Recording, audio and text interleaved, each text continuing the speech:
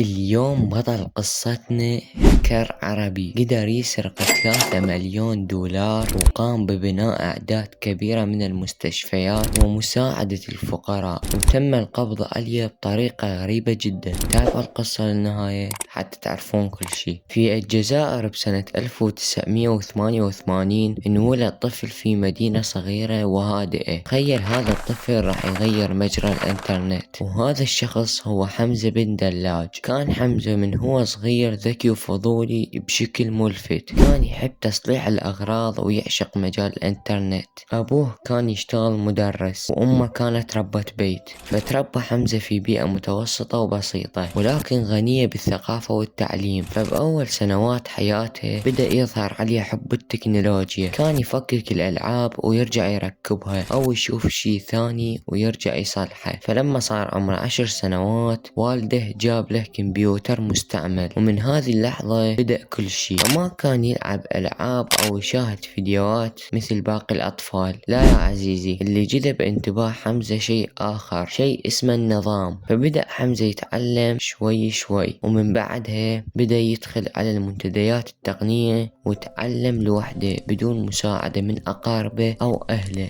فبدأ يتدرب على الحماية والشبكات وأنظمة التشغيل وبدون أي دورات تعليمية. فأصبح حمزة واحد من أخطر الأشخاص في مجال الاختراق الأخلاقي والغير أخلاقي. يعني اثنين هن تعلم الهن صار يخترق مواقع بسيطة ما عليها أي حماية، ومن بعدها صارت عنده الإمكانية إنه يخترق بنوك ومواقع حكومية. قاعد تتخيل المرحلة اللي وصل لها حمزة؟ تخيل كل هذا من كمبيوتر مستعمل. لكن المشكلة حمزة ما كان مجرد هاكر، لا، بل كانت عنده رسالة على مود يوصلها للعالم، اللي هي الفلوس اللي ياخذها من الاختراقات ما كان ياخذهن إله، كان يوزعها للعوائل الفقيرة وبناء المشاريع الخيرية. فقدر يستهدف البنوك الأجنبية خصوصا في أمريكا وأوروبا بالكامل. للمعلومة حمزة ما كان يسرق حسابات عربية، لا يا عزيزي، كانت كلها حسابات اللي يستهدفها أجنبية، وقدر يسرق أكثر من 3 مليار دولار حسب بعض التقارير. فلما تبدأ تلعب مع الكبار لازم تتوقع رد فعل عالمي. فصار مشهور بين أغلب الدول، وفعلا دخل اسمه في لوحة ال FBI والانتربول. بعام 2013 قرر حمزة يسافر إلى دولة تايلاند هو وعائلته يقضون عطلة صيفية، فراح علشان يتونس ويرفه عن نفسه. فمن راح وصل لأحد الصيرفات على مود يسحب فلوس من أحد الحسابات اللي مهكرها. فال FBI سمع بالخبر، لأن هذا الحساب اللي سحب من عنده فلوس كان حساب قديم ومتروك، لكن كانت فيه فلوس كثيرة. فالتقطوا إلش كم صورة ونشروها، ولما أمريكا عرفت بالموضوع قررت تقبض عليه. فراقبوا كل تحركاته وروتينه اليومي. والمصيبة حمزة ما كان يعرف إنه أمريكا قاعد تراقبه. فلما خلصت إجازته قرر يرجع إلى الجزائر، وهو بالمطار تم اعتقاله بعد تعاون دولي مع الانتربول والاف بي اي. وظهرت صورة لحمزة بن دلاج وهو معتقل، وكان مبتسم وما كان خايف ابدا، ووسائل الاعلام اعطوه اسم الهكر المبتسم. فالسلطات الامريكية طالبت بتسليمه، وفعلا تم ترحيله الى امريكا، وهنا وجهوا الى الكثير من التهم ومنها سرقة الاموال من البنوك. فبالتحقيقات رفض الاعتراف بالكثير من التهم اللي موجهة عليه، وكثير من العالم طالبوا بمحاكمة عادلة وعلنية، لكن تم إصدار الحكم 15 سنة في السجن. وبعد كم سنة تحديدا في عام 2024 تم الإفراج عنه. وهاي الصورة أمامكم وهو بالطيارة وانتشرت بجميع التواصل الاجتماعي. فهل تعتقد راح يرجع حمزة إلى عالم الهكر أو لا؟ بس يبقى حمزة بن دلاج شخص استطاع يتحدى النظام العالمي من كمبيوتر فقط. السؤال هو، هل تعتقد حمزة بن دلاج بطل